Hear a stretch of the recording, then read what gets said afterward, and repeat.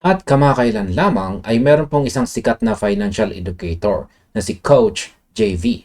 Siya po ay nagbahagi ng kanyang pananaw na talaga namang naging eye-opener sa buong crypto community. Ang kanyang mensahe ay simple, ngunit napakatindi. A win for XLM is a win for XRP.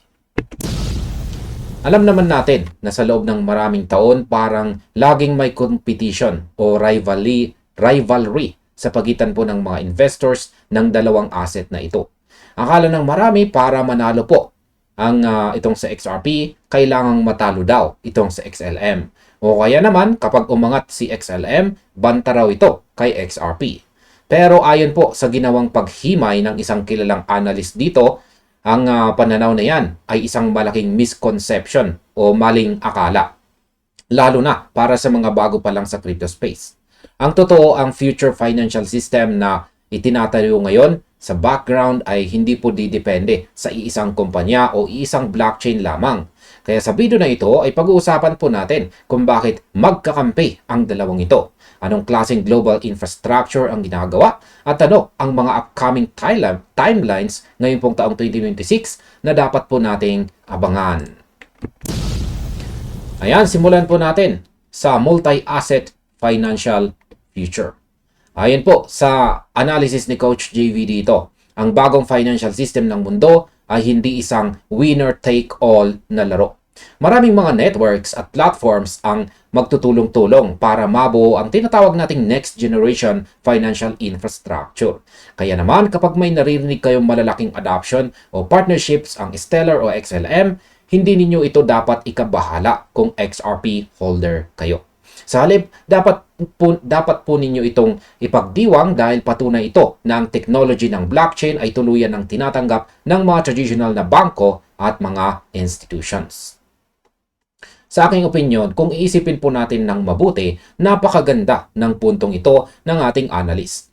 Ang crypto market kasi ay parang isang malaking industriya ng transportation. Hindi lang iisang brand ng sasakyan ang gagamitin ng buong mundo para sa logistics. May mga kanya-kanyang papel ang bawat network. Kung sa XRP ay nakatutok sa malaking cross-border institutional settlements, sa XLM naman ay may sariling focus pagdating sa micropayments at saka retail microfinance. Kaya kapag ang isang network ay nagtagumpay na pumasok sa isang traditional finance sector, tinataasan nito ang credibility o tiwala ng buong digital asset industry. Ibig pong sabihin, mas nagiging komportable ang mga regulators at mga dambuhalang institution na yakapin ang ganitong klaseng financial solutions. Kaya ang nangyari, imbis na mag-agawan sa iisang maliit na piraso ng tinapay, ang ginagawa po ng adoption ay pinalalaki ang buong tinapay para sa lahat ng mga players. Kaya kung titignan po natin sa mas malawak na perspective, ang tagumpay ni Stellar ay direktang nagpapadali sa adoption process ng Ripple at XRP Ledger dahil nababawasan ang takot ng mga konserbatibong financial giants. Pag-usapan naman po natin ang emotional investors laban sa mga educated investors. Ayan. Dito po sa puntong ito, hinati ng analyst ang dalawang uri ng mga tao sa market ngayon. Yan po ay ang mga emotional traders at ang mga educated traders. Highlight lamang natin yan. Ang mga emotional investors daw ay yung mga nakatutok lang sa pakikipag-away sa social media, pagpili ng isang panig at pagtrato sa crypto projects na parang mga sports teams na kailangang magganyanan o mag-away-away. Ang nakalulungkot, ang ganitong klaseng mindset ay may totoong financial consequences o epekto sa kanilang mga bulsa dahil nalalagpasan po nila ang mga magagandang investment opportunities. Ngayon sa aking opinion ay sumasang-ayon ako sa 100% na pananaw na ito ng analyst. Napakaraming retail investors ang nagiging masyadong panatiko sa isang coin. Halimbawa, dahil sobrang mahal nila sa XRP, nagagalit na sila kapag may magandang balita kay XLM.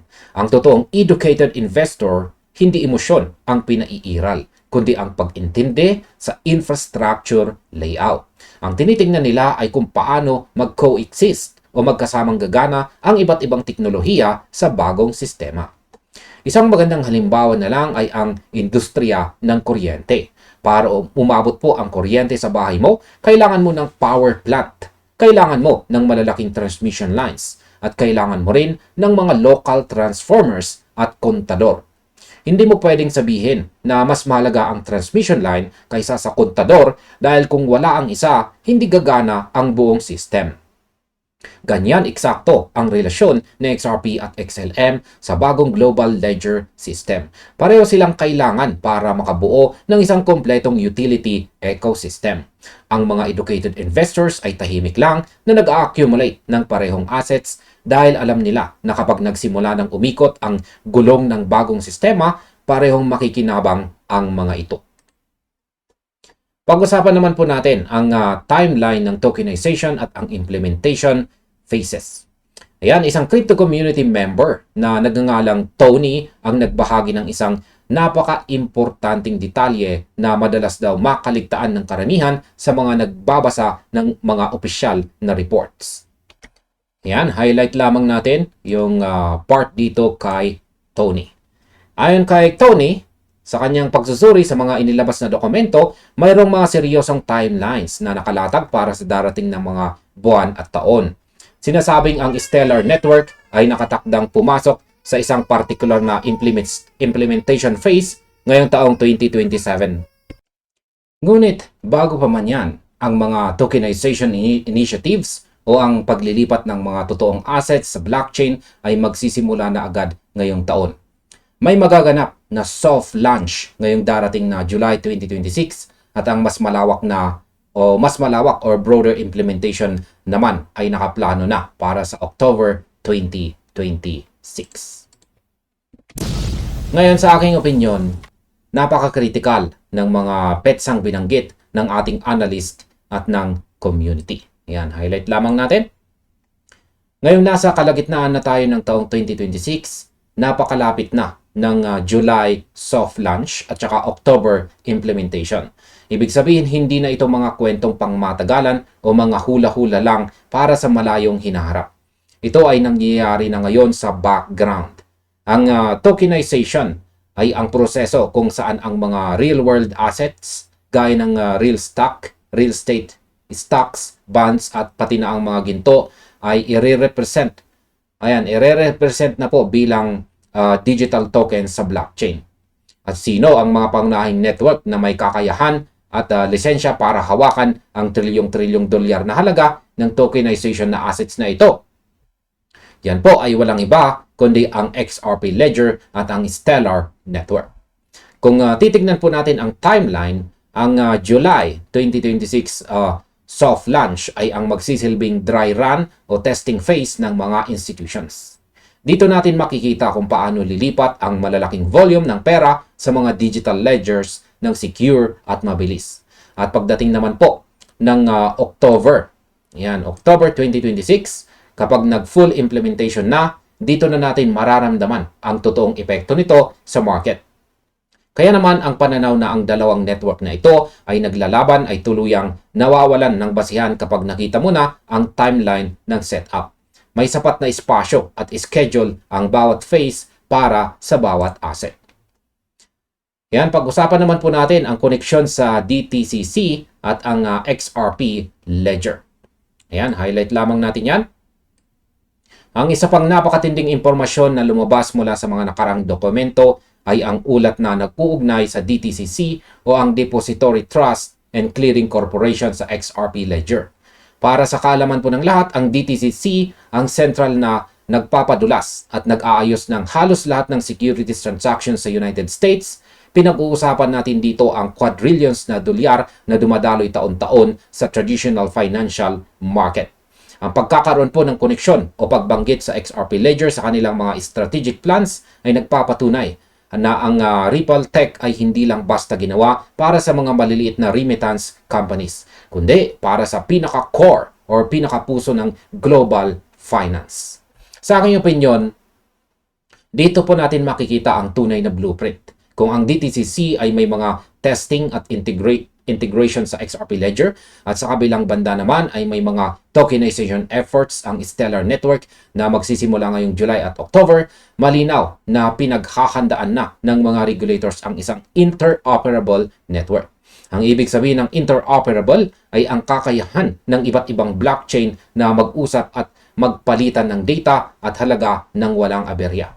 Kaya naman ang sabi ng isa pang crypto member na si Elmer T. Crypto, ang tamang pananaw talaga ay it has always been XLM and XRP.